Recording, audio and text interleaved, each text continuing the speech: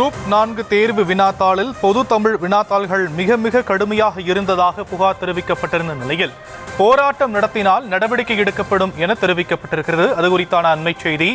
போராட்டம் நடத்தினால் கடுமையான நடவடிக்கை எடுக்கப்படும் என மதுரை மாநகர காவல் ஆணையர் எச்சரிக்கை விடுத்திருக்கிறார். குரூப் 4 தேர்வு வினாத்தாள் தொடர்பான மதுரை காவல் ஆணையர் எச்சரிக்கை விடுத்திருக்கக்கூடிய அண்மை செய்தியை பார்த்துக் கொண்டிருக்கிறோம்.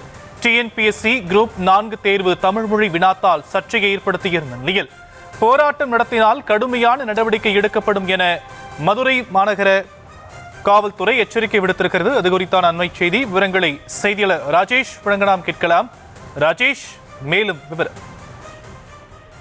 வணக்கம். சில தினங்களுக்கு முன்பு தமிழகம் முழுவதும் குரூப் 4 தேர்வு நடைபெற்று முடிந்தது. அந்த குரூப் 4 தேர்வில் தமிழ் பாடத்திற்கான வினாத்தாள் மிக மிக கடுமையாக இருந்ததாகவும் பல கேள்விகள் அவுட் ஆஃப் சிலபஸ், அதாவது 10ஆம் வகுப்பிற்குள் கேட்காமல் அதை தாண்டி வெவ்வேறு பாடங்களிலிருந்து கேட்கப்பட்டதாகவும் மாணவர்கள் தரப்பில் கடுமையான குற்றச்சாட்டுகள் முன்வைக்கப்பட்டு வருகின்றது.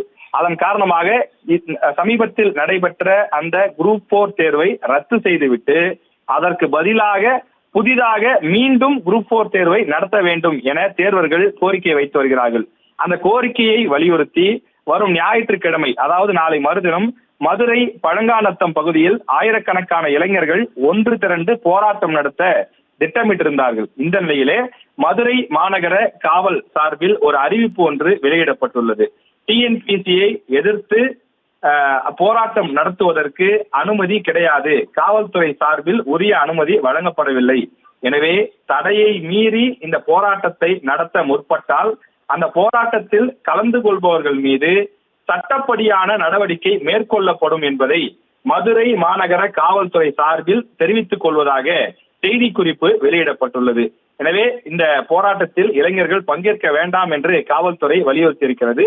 அதே நேரத்தில் டிஎன்பிஎஸ்சி குரூப் 4 எழுதிய தேர்வர்கள் இந்த தேர்வு தாள் என்பது நியாயமான முறையிலே இல்லை, இது விதிமுறைகளை மீறிய வகையிலே இருக்கின்றது. எனவே டிஎன்பிஎஸ்சி அதிகாரிகள் இதில் உரிய கவனம் செலுத்தி இந்த தேர்வை ரத்து செய்து மீண்டும் நடத்த வேண்டும் என்று கோரிக்கை வைத்து வருகிறார்கள்.